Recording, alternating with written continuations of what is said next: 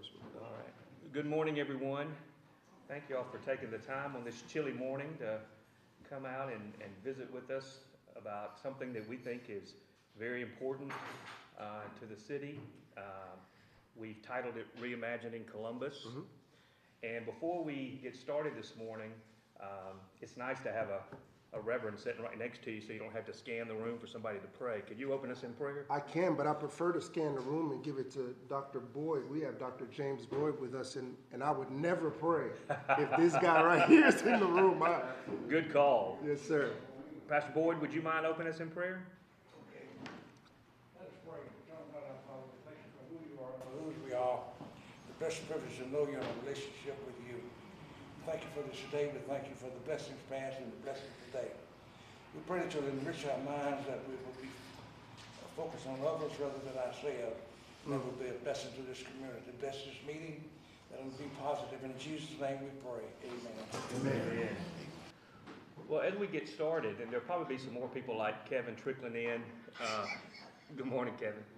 Good morning. But I know there'll be also a lot of people probably watching us on Facebook Live. There were several folks who reached out that I think would have been important to have here that had conflicts and couldn't be here today, but are very interested in learning more about the plan that we plan to discuss today. So I think there'll be a lot of people that aren't here that we'll be hearing from, and you all will be hearing from as well. I'm just going to say a little bit, hey Jackie, before we get started and I turn over it to Pastor Leach. We are in, I think, a unique time in our country and in our state and then as well in our city where we have some opportunities to come together to do some things that will have generational impact on the citizens of Columbus from all walks of life. The information that Pastor Leach and I want to share with you today, I think is something that will, for many, give hope and excitement. For some, they might be a little skeptical or unsure about it. And all of those emotions, I think, are valid and emotions that we all need to take note of and listen to and show grace for. When you're dealing with issues such as what we are dealing with that are generational and have left many people scarred, angry, sad, depressed. When there is a chance of hope and change, again, as I said before, there is also skepticism. And that can be healthy. What I'm hoping that we can do as we move forward in this process is that Columbus can be an example to other municipalities and counties and states where personalities can sometimes get in the way of what is best for the overall citizens of our city. I have said many times, and I always will say this, and I believe this, that communities that you see that are thriving and doing extremely well is usually not because of the elected officials, but it is because of a very active citizenry who stays involved, who asks the hard questions, but also has an open mind to new ideas and new ways to reach goals that in many cases, I believe, should be helpful to citizens who have been left behind and marginalized in many ways. I believe that in today's society where politics has become even worse than it's ever been, in my opinion, if that's imaginable, we need to be looking for beacons of light where we can change the trajectory of what is going on. Some people have given up and said there's no way that it'll change. It's become too political. It's become too much of a power game. It's become too much of people wanting to hold other people back. You know, I think that we can't all fall into that mindset. And that we all have to realize that none of us are perfect and none of us have the complete answers, but together, through disagreement without being disagreeable, I think, if possible, can help move our community forward, which I think is what most everybody here is interested in doing. It's just not always easy to get on the same page to move forward. The grant possibilities that we have right now in this country, as I said before, are maybe once in a lifetime. We saw some of that through the money that we had through ARPA, and we can give examples of how we were able to use that in very powerful ways that have made differences and continue to. This money that we are seeking from a federal level will complement very much monies that we've already received from the federal level for our blight programs. It will also be very helpful to the money that we've earmarked for watershed and flooding issues in the community. And so that makes this even more appealing, I think, because it's a way that there's money that usually cities our size don't have any hope of getting to have a major impact on our communities. I was speaking to a high school group yesterday, and I was encouraging them to not lose faith in the examples that we are setting for them, that there is a brighter future for everyone, that you know, don't get set in one political mindset or the other. Find ways to reach out and work together. And what I told them was, when you do that, I truly believe you can begin to see a community like Columbus become a seamless city, where you're driving down one street and 2 blocks over, you see a completely different community. I talked to them about the fact that, you know, there may be people living 4 or 5 blocks from them that have a totally different life experience than they've had inside the city limits of Columbus and inside Lowndes County. It doesn't have to be that way. And I think the things that Pastor Leach are going to point out in his PowerPoint and his conversations will give us clear examples of how not only can we impact a part of our city where the Superfund site is located, but we can use this to also branch out into other areas of the city. You know, it's been said over and over, but a rising tide lifts all boats. We sometimes it seems like the areas that we're working on in the city, you know, favor parts of the city up more so than others. And in the past, and sometimes in the present, maybe it does. But we never can stop looking for the solutions to get us past that. You know, a lot of times when money's available, it's earmarked in certain areas that doesn't allow us to go into some of the areas that we would prefer to or like to. But this money has a way, I think, of having a far, far reach. And I think it was designed that way by the current administration in Washington. Now, when I say that, I don't want that to immediately turn off somebody's ears who may not agree with everything that the current administration is doing. That is short-sighted. You can go and clearly find examples where we let political persuasion turn us away from opportunities that I want to say over and over again that benefits the majority of the citizens of our community. When I was running for office, and since I've been in office, I've spent a lot of time listening to citizens and seeing what they're experiencing. And I think that that is important for all of us to do. And I know in our busy schedules and a lot of things that we're doing, we don't have time for that. But it is very enlightening to see people who've been stepping outside of their houses for over 50 years in floodwaters in this town when there's no need for that anymore. There's crime and things happening in our community that we shouldn't allow to just continue. We cannot arrest our way out of the issues that we're seeing in our city and in our state and in our country. it goes back to years and years of work that we need to rectify to help bring people out of poverty, crime, poor education opportunities, all those things that we can do with grant money like this to help revitalize areas of our city that I think some people never dreamed that we could. I could talk for a long time about this. It's close to my heart. It's close to who I am. I believe that education is the great equalizer. I believe that Columbus is the cradle of education in Mississippi.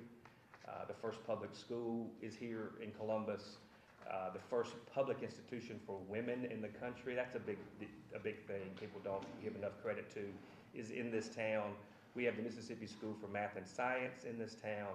We have a very strong community college in this area that is very beneficial to everybody here. There is no reason that our public schools should not be thriving with all the resources and energies that we have in this country, in this town. And again, this type of work together that we're talking about with this ReImagine Columbus, I think can get us there. Now, is it going to be easy? Is it going to be a quick fix? Probably not. Will there be some disagreements about it and how we should do it? Probably so, but those are all healthy. But what we cannot let us do is turn us away from this once-in-a-lifetime, I think, opportunity that I think we already have some traction in making this happen. What we want to do is try to bring everybody on board and get feedback. You know, I've always told people you have to earn someone's trust. You just can't demand it. So we're still trying to earn the trust of a lot of people, and I understand why they are a little bit skeptical about some of the issues because of many of the things that are still going on in that Superfund site to families on a daily basis who are just broken and tired and scared and just completely confused. So we still have issues that we need to work on in that area with the trust, not the green trust, but the other. And we are trying to get some answers in those areas as well. But today what we really want to talk about is ReImagine Columbus, what I would like to call the beginnings of a seamless city. And with that, I'm going to turn it over to Pastor Leach, and if you can tell us more about the project. Certainly. So to start off, just to kind of give some perspective, great segue with the last statement that you made about the differences between the two trusts. An analogy I've used before that I'll use again is imagine that you were in a car wreck. And if you're in a car wreck, and when you're in the car wreck, somebody that was a passenger in your vehicle got hurt. So when the person got hurt, two things need to be dealt with. You got to deal with the bodily injury that was caused to the person that was in the car wreck that got hurt, and then you got to fix the damage of the car. So when we talk about the one trust, the tort claim trust was there to deal with the bodily injury part of it. They want to make people whole. So they dealt with the stuff like the people that had cancer, the people that had other issues that were a part of the things that were caused by the Kerr-McGee site. But the second part is somebody's got to fix my car because my car was damaged as well. So we want to look at the community as the car that was damaged by Kerr-McGee and the community that as the car that was damaged by years of disinvestment, right? And so when we think about areas like Memphis Town, some areas in Sandfield, some places over on South Side, right? We know that those areas don't get the same kind of monies that other areas get for just the simple thing of keeping it up, keeping the area up. And so when we talk about reimagining Columbus, what we want to do is focus our energy and attention on bringing those areas of Columbus up that have been disinvested in for years, right? Now, normally, the answer to we need to fix these cities is we don't have the money. Normally, the answer to why we're not investing in these parts of the city is we just don't have the money, right? But that's not the case at this point. At this point, $1.2 trillion was set aside for infrastructure. Inside that $1.2 trillion, the government set aside this thing called Justice 40, which says that 40% of all of the money that's spent by the federal government, needs to go to the direct benefit of what's called disadvantaged communities. Now, they have a tool called the Economic Justice Screening Tool that lets you know whether or not a part of the town is considered disadvantaged. Now, when we think about areas like South Side, parts of South Side, parts of East Columbus, parts of Sandfield, and definitely Memphis Town, and parts of North Side, when you click on those areas who are already the data is out there because of the census tracts that were done. The data is there to determine whether or not those areas are disadvantaged. When you click on those areas, it tells you very specifically what types of areas the federal government is willing, what kind of things or activities the federal government is willing to invest in those areas. Does that make sense to everybody? So when we started looking at this, you can change the slide. So when you start thinking about this, here's what our work was to do. Our work at the very beginning was to begin by looking at how do we align the issues in the community with the funding opportunities or the investments that the government is saying they're going to make into disadvantaged communities. And then the second thing was, once we understood the funding opportunities, is to align those funding opportunities with whatever things we want to propose to them. So when you look at what we're going to talk about later, we're aligning what we're wanting to do with what they're saying they're going to pay for, because that's how you get the grant. And then the third thing is we got to make sure that we align our budget proposal with the things that they will actually fund, the activities that they'll fund. So all of this is about alignment, right? And so one of the things we got to do to make sure that we have the alignment that we're talking about is we got to make sure that all of us are on the same page. So part of this stuff, part of the things that you'll see up here, we got from simply talking to people and simply listening to people, and this is going to sound funny when I say it, complain. When people complain, they're telling you, these are the things that are bothering me. These are the things that are causing me pain. These are the things that I need somebody to deal with. So when we listen to the complaints and we started writing down, these are the things that people are complaining about. They're complaining about flooding. You know, they're complaining about the fact that ditches are backing up in their communities. They're complaining about the fact that they have stuff coming up, backing up in their sewage lines, in their personal homes. They're complaining about the rising cost of energy. They're complaining about the fact that we got this eyesore that Kerr McGee left us called a Superfund site. So when we listen to all of those complaints and we look at the areas that the government will fund at this time, we start writing down what kind of activities will actually deal with those complaints. And that's what you'll see in the proposal today. So the reason we got you out here is for this. One is most of us get involved in this process way after this process is over. You know, we usually get involved with this process when we're asking questions like, where did the money go? And what I want you to be able to do this time is get involved in the process where we say, where should the money go? So that way, when we start laying out where the money is going to be allocated, then you know that your voice print is on that document, right? So think about this. When the mayor was speaking earlier, he said that sometimes money is earmarked for certain things. And all that's saying is this: when you ask for the money, you got to tell them what you're going to do with it. And when you tell them what you're going to do with it, you got to do what you said, right? So you want to help us tell them what we're going to do with the money so that you could be pleased with what we do later, or you could be pleased with the fact that we did what we said. Does that make sense? So everybody is here today so that you could put your voice print on this document. If it's something you don't like, something you think needs to change, we still have time. I'm going to tell you at the very end where we are in this process. We're almost in the final review, but it's never too late to make adjustments if we need to. And you're here to help with that. Does that make sense? So let's get into it. So the vision of the ReImagine Columbus is to create a seamless city free from economic or racial disparity, containing communities that are clean, safe, and free from EJ issues and are no longer considered disadvantaged. While disadvantage as a designation is cool for getting money, disadvantage as a designation means that your city's not running right. Does that make sense? We don't want to stay disadvantaged. We want to go get the money and work our way out of being disadvantaged. The second part. So the purpose for this is we're going to create a partnership, or we've already created a partnership between the City of Columbus, the Memphis Town CAG, and we're going to use a multifaceted, cross-sectoral approach to identifying and dealing with what has been decades of simple decay. Just things have gone down, right?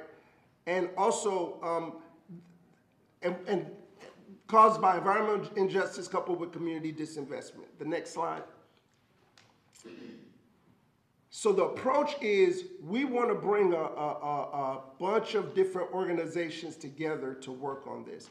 One of the things I heard in one of the meetings that I went to was many of these issues that we deal with, they were engineered in. In other words, they were designed in. You know, it was a design to the disinvestment. It was deliberate. Some of the stuff that we experience is deliberate, right? Carnegie knew what they were doing when they were there, right? They knew it. So if we're going to get out of this, we got to bring the same group of people together, the same cross-section of people together to say, let's fix this. And so it was going to take public housing. It's going to take the light and water department. It's going to take our educational institutions that we have here in the city. It's going to take the supervisors and the councilmen and then all of the pastors. It's going to take all of us coming together and saying, this is what we want. And once we say this is what we want, we present it in a way that makes sense, and then we get the resources that we are starving for so we could fix these issues. Y'all tell me, does that make sense so far? I can't hear y'all. Y'all say something. I'm going to pass. Y'all know how we do. Can I get an amen or something? No, I'm just kidding. Go ahead to the next slide. But I wasn't really kidding. So here's the improvement plan. The improvement plan is going to take shape in 3 areas. One is we want to make land capital improvements. The second one is environmental capital improvements. And the third one is human capital improvements. So we wrote this out this way so it's easy for us to understand. Now we have to align all of our activities with the actual grant proposal for what we're going to do. I'm going to show you the activities, and then at the end of this, I'm going to pull up the budget that we're proposing, because the easiest way to determine what they're going to do is follow the money. Does that make sense? Okay, so let's talk about the land capital improvements. Now here's where we get into the details. So one of the things we want to do is redevelop the Superfund site. Now, one of the concerns that we have is the fact that this place was damaged. So we want to further encapsulate portions of the site, creating parking spaces and sidewalks. What that simply means is we want to put concrete on top of it, right? The other thing we want to do is build a storm shelter and a mixed-use facility. One of the things we're thinking about in terms of a mixed-use facility is a large recreational facility. One of our things we want to do is attract tourism. We know that AAU basketball is a big deal right now, you know. And as I listen to some of the things that are going on in our community with our children, we've got to find positive things for them to do, and we've got to get positive people involved in their lives on a day-to-day basis. And so if we could build a large facility that can do a multitude of things, we can capture some of our kids and give them stuff to do like we used to, right? It used to be baseball, used to be basketball, but what they're doing now is basketball. And it's good to see Jeff here. Jeff has watched this work for years, how you get kids involved. Donnell Briggs, he has 75 young men that he works with every year. And so we could pull all of those people that are working with kids together, bring them to one place. We'll have the resources and the people necessary to affect these kids in a positive way. If I could pause right there. One of the things that I believe is where there's no vision, the people perish. Yes. And one of the struggles I think that our children have is they don't see themselves in the future. Right? And it's because there are not enough people engaging with them that have gifts that are similar to theirs, so they can see how they can function in a productive society. And many times when parents are single and they're working all the time, they really don't have time to engage their children. But that doesn't mean the children don't need to be engaged, right? So we have to have programs available so that the kids can get the engagement that moves them along. And so I applaud these coaches that are here. We got several of them here. Now, I applaud you for taking up the mantle to deal with the fact that these kids got to be engaged. They got to be engaged. So I want to just stop and say I appreciate that. The other thing we want to do is install microgrids on roofs on large facilities. Now, microgrid is like a small solar farm. And the purpose for the microgrid would be, we would be able to through a microgrid, get some relief from the energy costs for some of our most disadvantaged people. So if you think about some of the places where large roofs are available, you also have housing authority nearby. So if we can kind of connect them to a microgrid, then some of them, they'll be able to get some relief from what's just going up in terms of energy costs, right? So we want to do microgrids. The second thing we want to do is add clean energy to current parks and green space. We need to reimagine our parks, right? Why don't we have solar lighting, solar benches, right? Why don't we have solar powered scoreboards? Yeah, why don't we have solar powered everything? We should. There's nothing to stop us from doing this. And this grant will allow us to work on that stuff, to do that stuff. So we have that in here. We want to remove and replace blighted houses. One of the easiest signs of a disinvested community is blighted houses, right? And so we have money. The city has already gotten money, a lot of money, to deal with removing the blighted houses. And what we want to do is we want to form partnerships with public-private partnerships so we could supplement the process of rebuilding there. We don't want to just tear down the houses and leave blank spaces. That doesn't do anything for the people's property value. But if we can go back and build nice houses there, then we can start to build the property value back up in the places where we tear down the buildings. Does that make sense? Yeah. So that's the third part.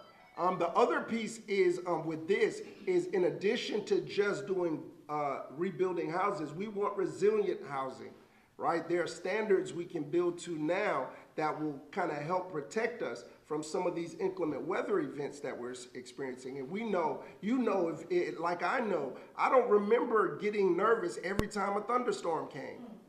But nowadays, every time a thunderstorm comes, I'm watching the news, So if y'all anything like me, you realize that building resilient and affordable housing is important. And think about the people that don't have it. The people that don't have it are the people that are the most vulnerable. The most vulnerable are living in the homes that don't have resilient housing. And it doesn't have to be that way, especially if we design a seamless city. If we design a seamless city, it doesn't have to be that way. So that's the land capital improvements. Any questions on what we want to do with the land? All right, I think I'm on schedule. Next one. So let's talk about environmental capital improvement projects. So we need to address flooding and watershed issues. Now again, there's money already set aside for this. What we want to do is get additional funding to dovetail with it. One of the things that I heard in listening to even some of our councilmen speak was we're in a perpetual state of robbing Peter to pay Paul. We're always trading off what we want to do, right? And when the money is flowing, you could continue to do that, or you could come together and say, let's ask for everything we need, right? So what I'm looking at now is how can we supplement the money that we already have so we could complete some of these projects that we want. See, that's where the arguments come. The arguments don't come when you have plenty. The arguments come when you don't have enough. So if we could get some more money into the pot, if we can bake some more pies, then everybody won't be looking at how big your slice of the pie is, if that makes sense. If that makes sense, right? So we want to get some money so we could create detention ponds. We want to improve watershed programs like cleaning the ditches and building culverts and getting access to some of these ditches that don't get cleaned like they normally do. I have a gardener, a guy that keeps our grass, and what he said to me was, once he gets it under control, it's a lot easier to keep it under control. And so what we want to do is we want to infuse the city with the money to get some of these ditches under control, so then the people, the natural processes will be able to keep it under control. Because the issue would be just getting it under control. The other thing we want to do is improve plumbing. I've heard people say stuff backing up into their houses, Now, while the city is able to spend money on building the infrastructure up to right down the center of the street so that they could get water to their houses and get sewage out of their houses, they won't build to their houses. And so what we want to do is we're asking for money so we could go find those people who are saying that they have sewage backup in their houses and fix the piping to their houses, from their houses to the street. And that's available. That's available. I'll explain to you later. Why, when I get to the budgeting process, how we can ask for that money. Because normally they don't like spending money on people's homes. But they know that communities like Memphistown have been disinvested for years. They know that. And what they're trying to do now is for those that will come together and ask, they want to give the money to fix those problems. Amen? The next thing we want to do is add solar technology in disinvested communities. Guess who's the last thing to get, last group to get anything new?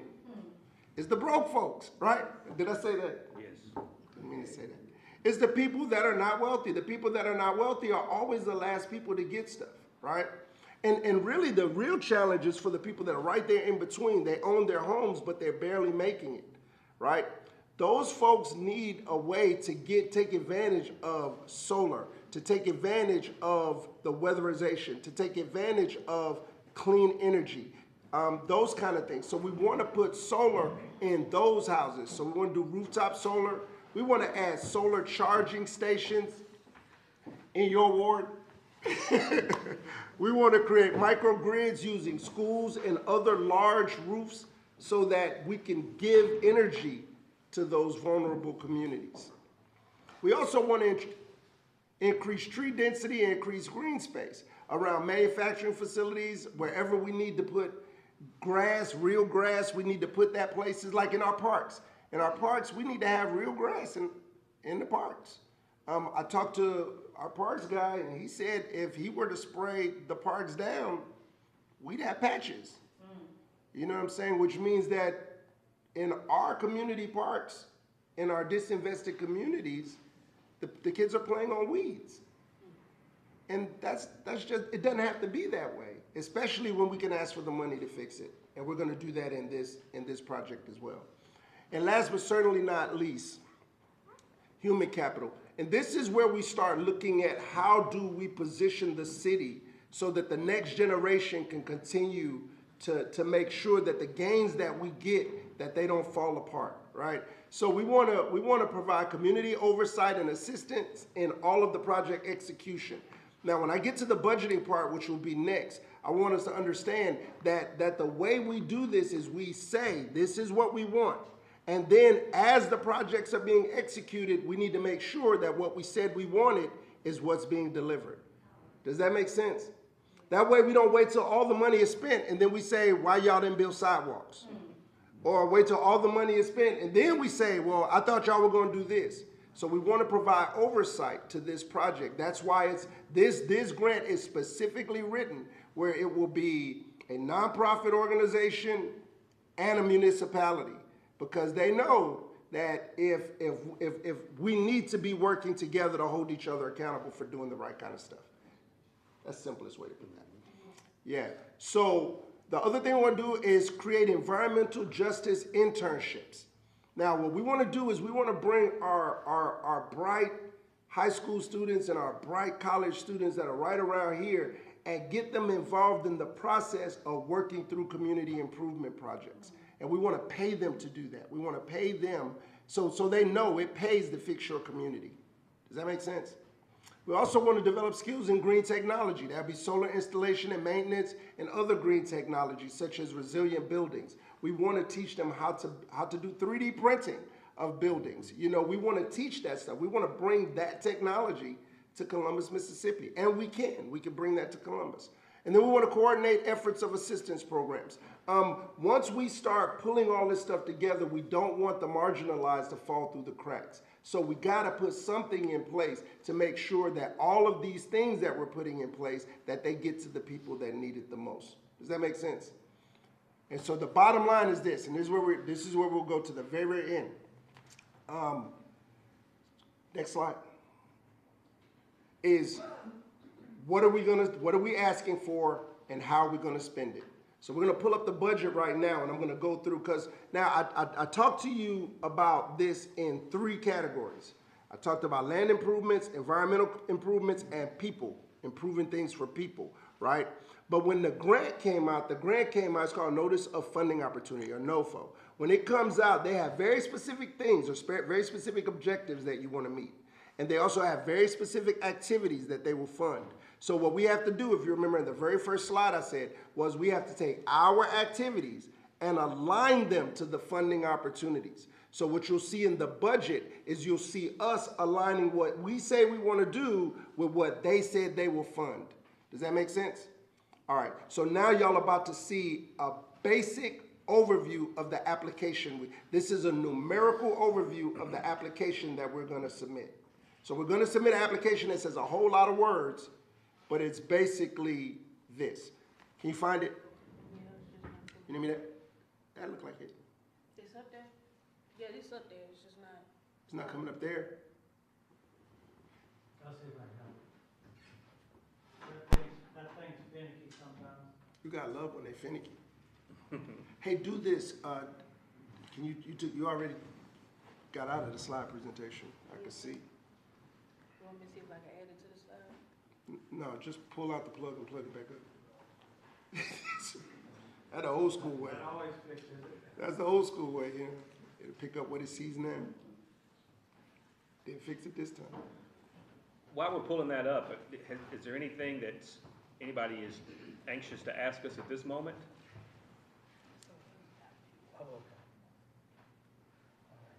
Yes, sir.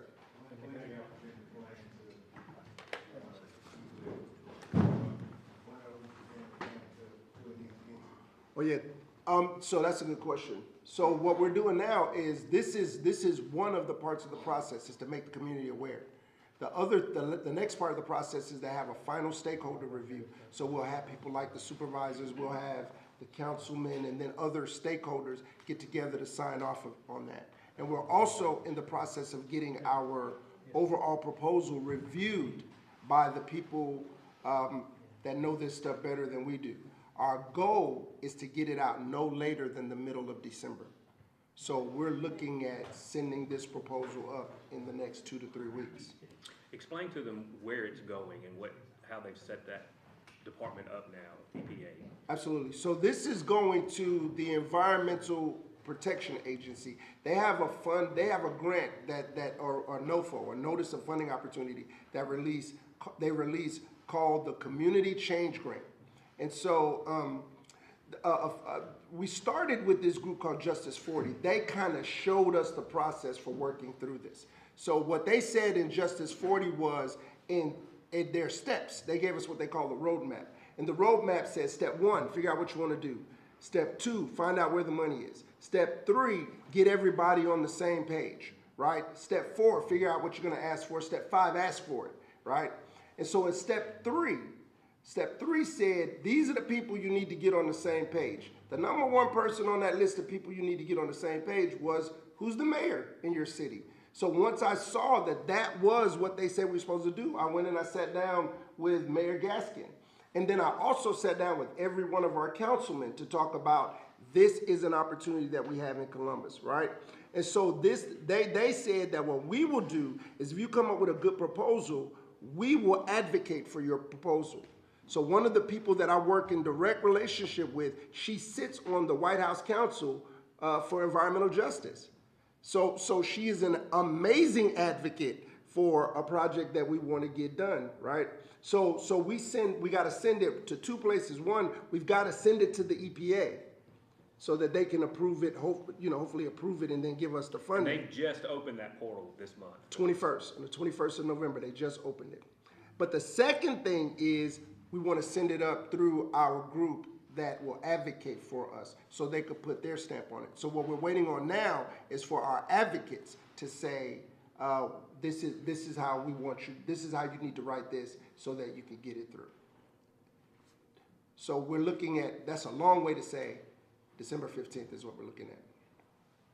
Is the proposal going to be from the city or I mean, who's going to be the recipient or agency that submits it?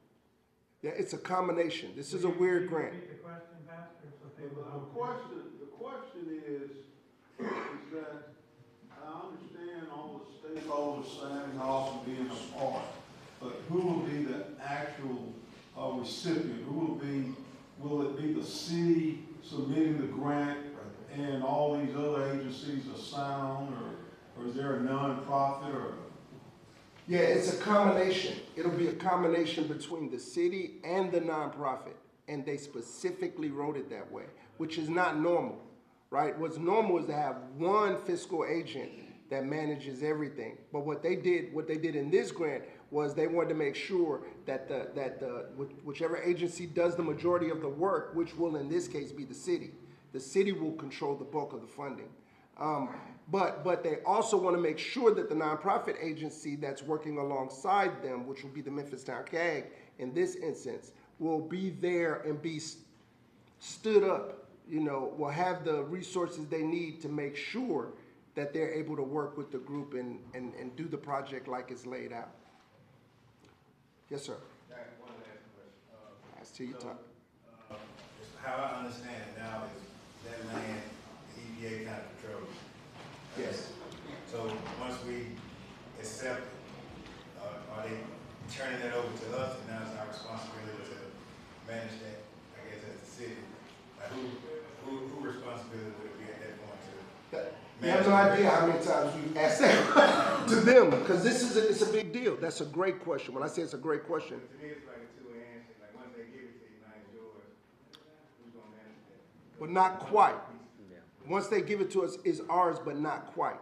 The EPA will always be responsible for making sure that if there's some legacy pollution there that didn't get dealt with, the EPA will be responsible for helping make sure that that gets dealt with. So they're giving it to us for the purpose of redeveloping. And as long as there's no issue, we just keep on moving. But if there is an issue, the EPA will be there to help give us the resources. And they will actively come back and check. It won't just be, we think something's wrong, you need to come back. They will actively continue to monitor the process. Sir? They said that they were actively going Yes, back down? yes, yeah. And, not only in the federal level, but at the state level too. So they're giving it to us in good faith, and then but they'll still be monitoring to make sure that things are going along like they need to. That's a real good question. So they're going on, so, would they help with the car now, with the grant that y'all get, would be, that take care of something else? Yeah, so Repeat the that, question. So the question that was asked was, will they help to fund that process of cleaning up if necessary, or will the grant redo it? This grant will have the money earmarked for exactly the activities, and cleaning up the Superfund site is not in this grant. So none of this money is going to be used to clean up. But the EPA will give other funding as necessary to deal with the Superfund site. Now, there are two pots of money that we'll be doing with that. One is the money that was given to the Greenfield Trust or the Environmental Trust. So they still have some funds that they'll use to do what they call remediation. And they are fixing the remedies in those areas. But when they run out, the EPA takes up the slack. So what we're looking at now is how can we start looking at what it is we want to actually do with both sides of the street. The money we're talking about here, some of it, we're going to spend in what they used to call a pine yard, right? But there's also the main plant, which was across the street from the pine yard. So they just sent out what's called a proposed plan through the EPA saying this is what we propose the remedy will be.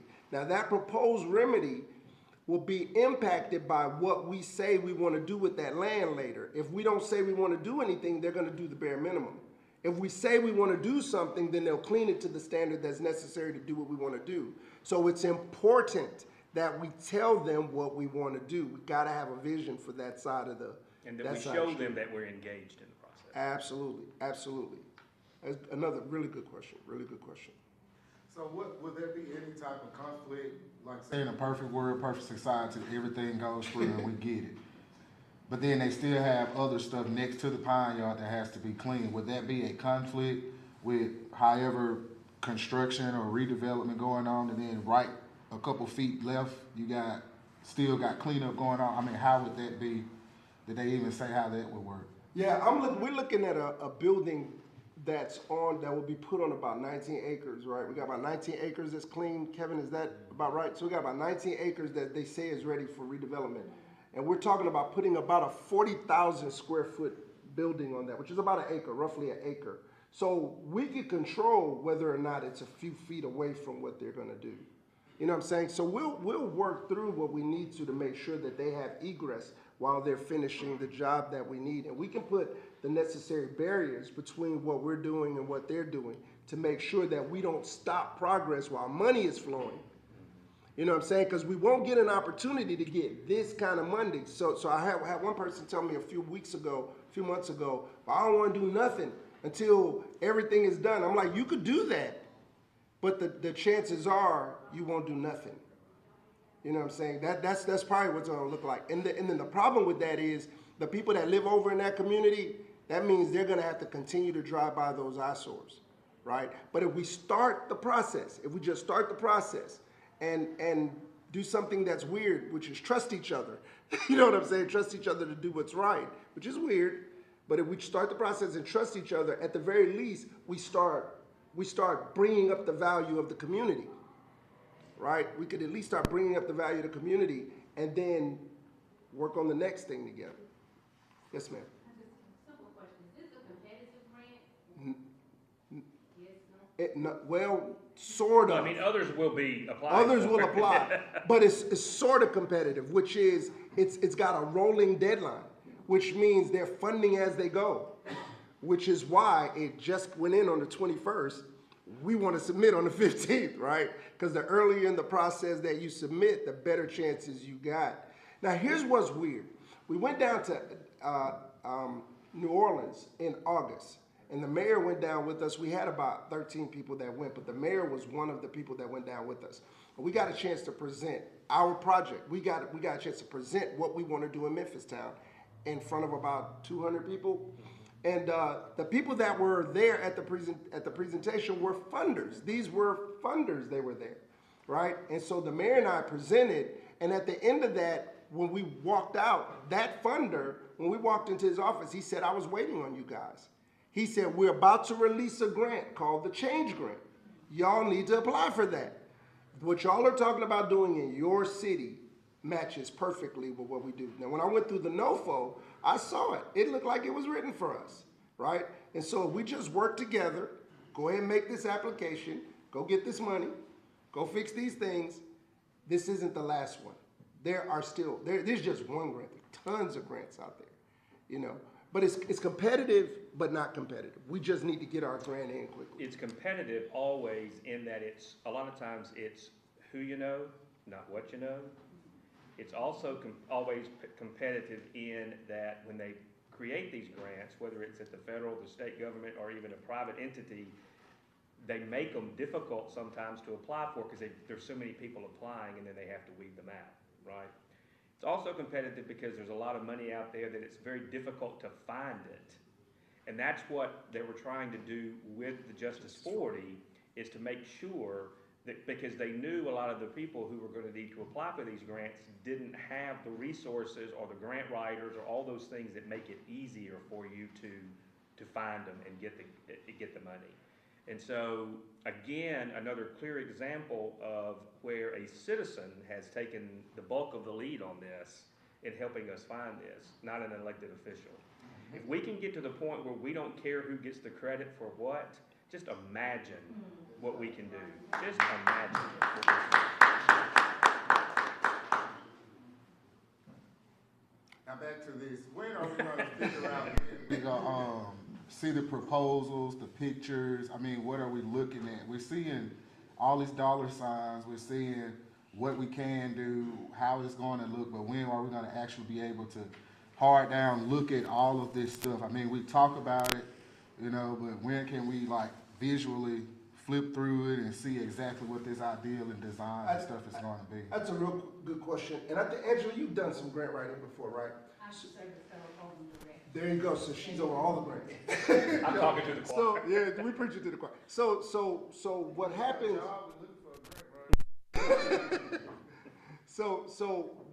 What Angela probably can speak to as well as anybody is that all of these visions start off in somebody's head and they're written down through the proposal process.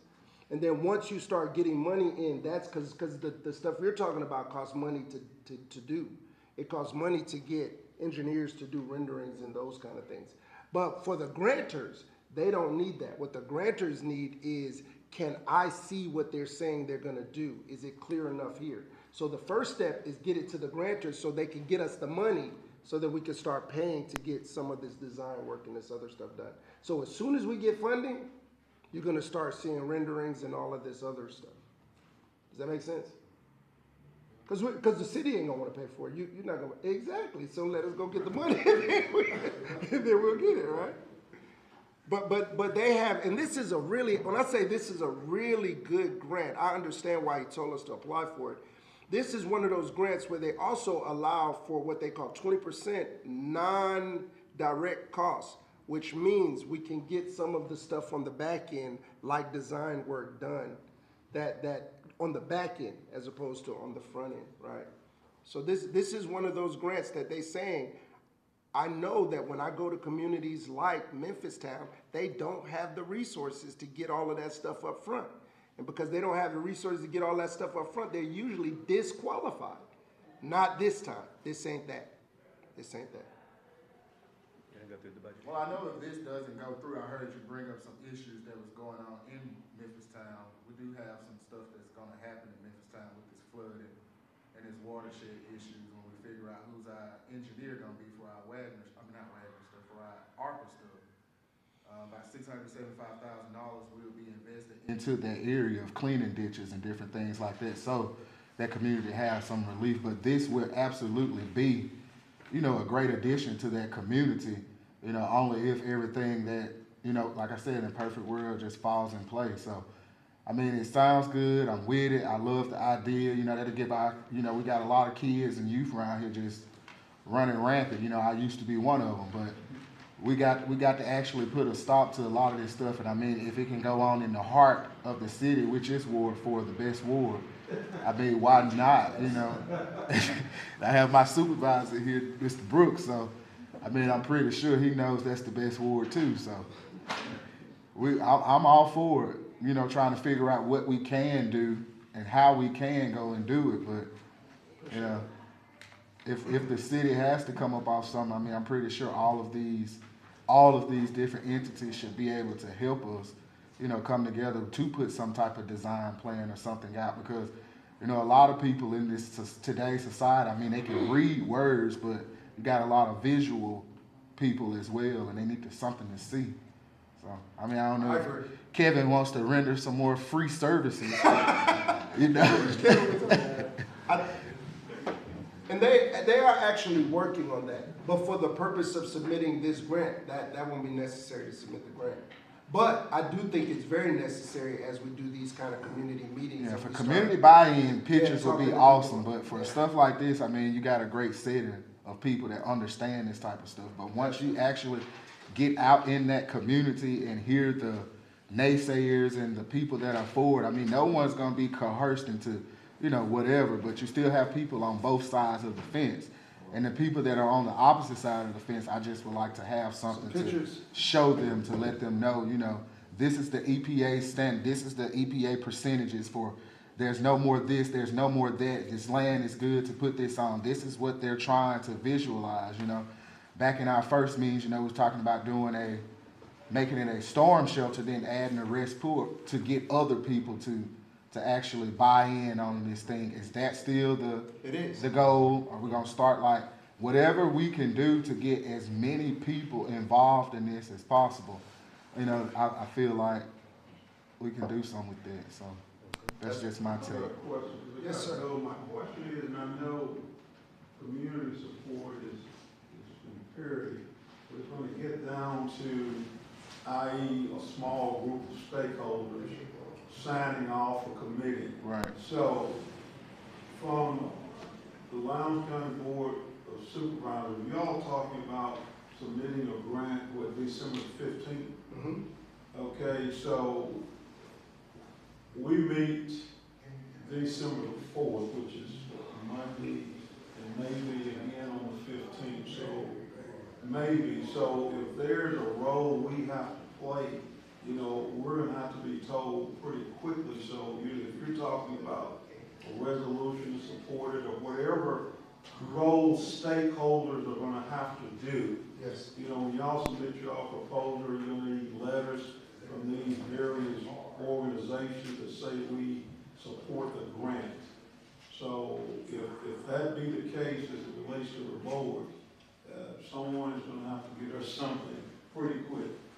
As we meet Monday and then on the 15th, and I imagine by the 15th, you're gonna have everything packaged up, ready to go.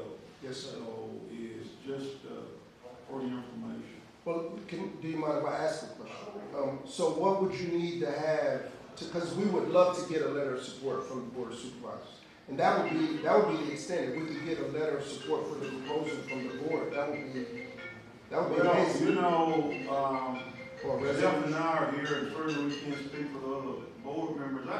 You know, and I keep hearing the words naysayers, this and that. Why would anybody be opposed to submitting a grant? You know what I'm saying? Is you're feeling in the dark. You know, so is to be opposed to trying to get some money. You know, there is no 100% certainty anywhere. But if you don't do it, then nothing happens.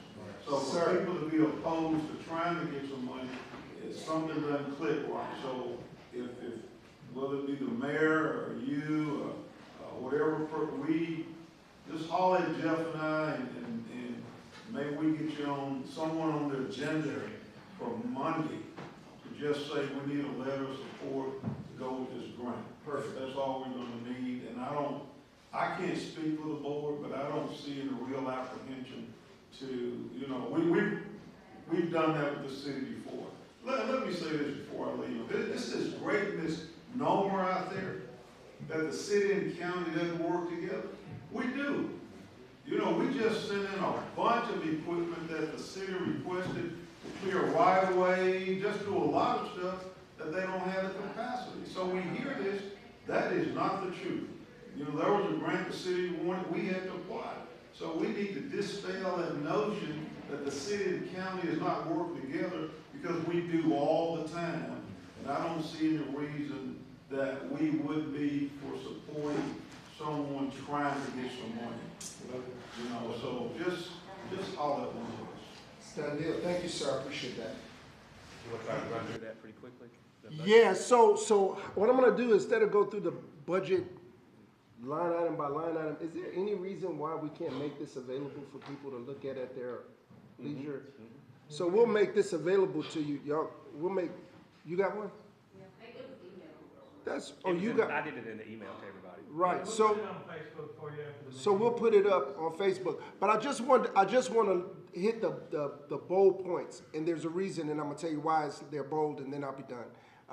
You see where it says make the city of Columbus more climate resilient? You'll see things that were in the other part of the presentation under there with numbers attached to it. Where you see complete community-led pollution monitoring and remediation projects, you'll see things that were in the other part of the presentation, but numbers attached to it. Same thing with implement zero emission and resilient technology. There's a reason why we use those as the title, and it's because those are the things they say they would fund. What they said in the application are, these are the types of activities. So what we had to do was take our activities and put them under those categories and say, this is how much we want for those activities. So that's why the budget looks like this. So if you were reading the entire grant proposal is written this way. It'll be written, make the city more climate resilient. We go into details about how we're gonna build storm shelters and those other things. Then what the next one, that's exactly how it's done. But it's completely aligned with the funding opportunity that they said, because that's how you answer funding requests. The people that are gonna give the money need to clearly see that what you're doing aligns with their objectives and the activities that they say they're gonna fund. So that's why the proposal is actually written a little different than the PowerPoint presentation that I did. The PowerPoint presentation is for us to understand. The proposal is for them to understand. It's for them to understand.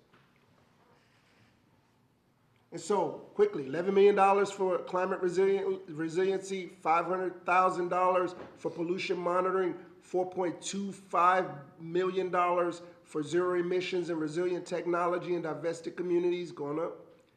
We want to reduce indoor toxins. Now remember I talked to you about plumbing work and putting in heat pumps and those kind of things in grandmama's house. That's going to reduce indoor toxins. They know that the air quality in a really old home that hasn't been kept up, they know the air quality is bad. We'll be able to find those homes and fix the air quality in those homes. Also engage community in a process of interacting. Look, this is how they wrote it. Engage the community in the process of interacting with local, state, and federal government to develop and implement EJ community improvement projects. That's what our internships and that's what our apprenticeship's gonna do. We're gonna get the kids involved in all of those other projects that we talked about so they can see their city getting better and then know that when it's their turn, they can go ask for this money, they can submit these projects, and then they can go fix their city. But that's the budget, and that's what you want to look at from now on. You want to follow the money. Make sure that what's being done is what we said we were going to do, right? And I think, again, that's what makes this particular grant very exciting, because it is the city partnering with a nonprofit to make sure that we're the best stewards possible of this money, because $20 million is not a small amount of money. And when you're giving grants with the federal government and stuff like that, there's a lot of things you have to do correctly as you're working through the process. So having that partnership, I think, makes us even more, I think, a group that they're looking favorably on. Yes. Yes, sir. And, $8 million facility, so once it's built, because I know we're gonna build it, who controls and maintains? The city.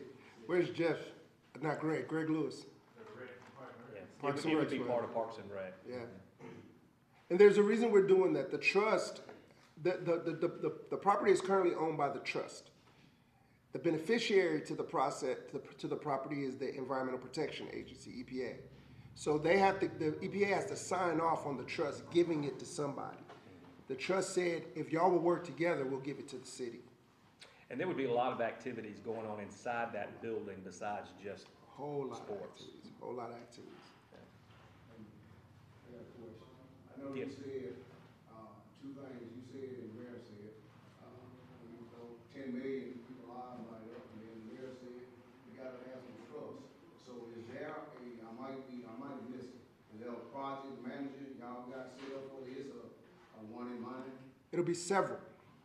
It'll be several. As the representative for the CAG, I will help watch over stuff from the CAG's perspective, because that's one of the partners. But then the city will have project managers as well to get the work done. And what we noticed at the very beginning of this process was, when I first signed on to be the executive director of the CAG, was every entity had project managers except the community. The community did not have a project manager. So the work would get done, and then we had people just coming in and everybody was equal, right? And so what I suggested at the very beginning was, I have an engineer's background.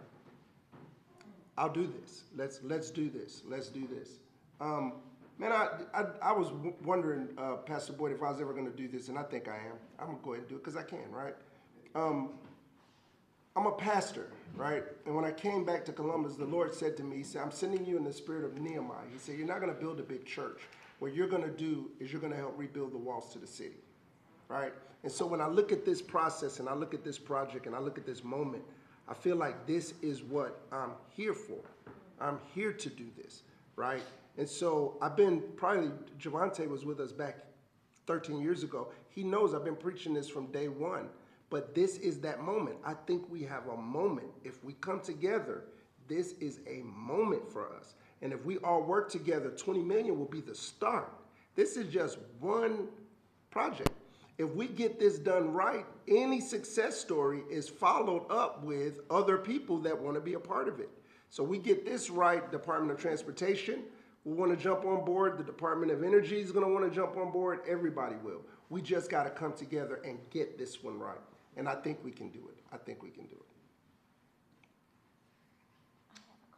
it. Okay. Any other questions or comments? If not, we thank you very much for being here. You know how to reach out to us. Please do. Sometimes in a group setting like this, you're a little hesitant to speak up, but know that we have open ears and open minds, and hope that you'll reach out and let us know your thoughts on it, so that we can, and we'll keep you abreast of the process as we're moving forward. Thanks so much, everybody. We appreciate it.